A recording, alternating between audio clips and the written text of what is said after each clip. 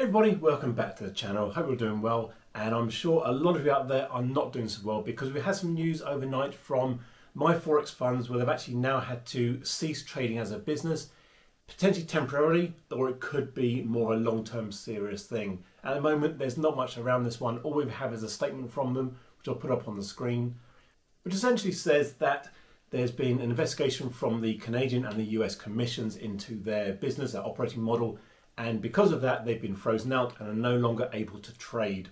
So what they're looking to do is really sort of challenge this, take it to some form of review or some form of court appearance, and then the outcome of that in the middle of September will then allow them to potentially proceed with the same business model, or they're going to have to come a way of really reinventing what they're doing to try and change the wording or the structure to try and make it more compatible with the regulations out there.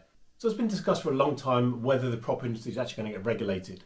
And there's obviously been a lot of discussions around some of the other prop firms were investigated other commissions in Canada and also in Australia, and they were never able to recover. They changed some of their wording, their business models, and they never ever managed to recover from this one.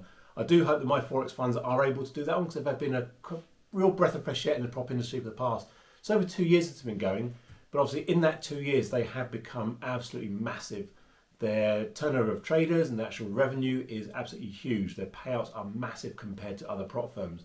So potentially being the biggest out there, that has caused some of the concerns with the regulators, and obviously come and actually investigate that one.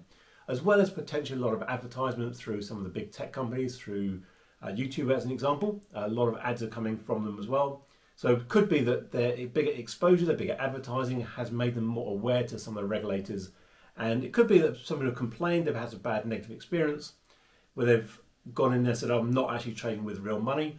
We know as prop traders, it's all on demo accounts essentially because they don't have the liquid assets to give everybody $50, $100, $200,000 accounts and let them trade and potentially lose a lot of money.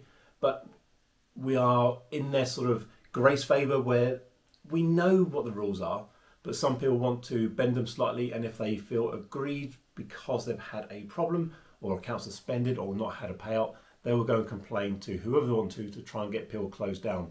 That's just the way the culture is at the moment, and it would be nice if people actually read all of the terms and conditions and all their contracts with them before starting making complaints. Now I have no idea what this is going to be for the rest of the prop industry. Potentially this is going to be more of a US thing, because if we're seeing that the Canadian and the US regulators are actually investigating this particular firm, it could be widespread and they start looking at other ones who are based out of the US.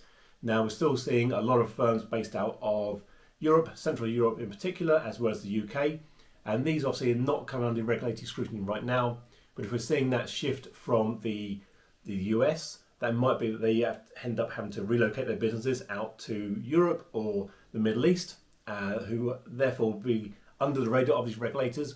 Who knows what the actual outcome is going to be, but I really do hope they come through this one, and within a few weeks' time people are actually back actively trading and getting their profit splits. So let me know in the comments if you've actually been affected by this one, if you are actually funded with my Forex funds, and what your actual approach and your outlook is on the future. So thanks for watching, and I'll catch you again soon.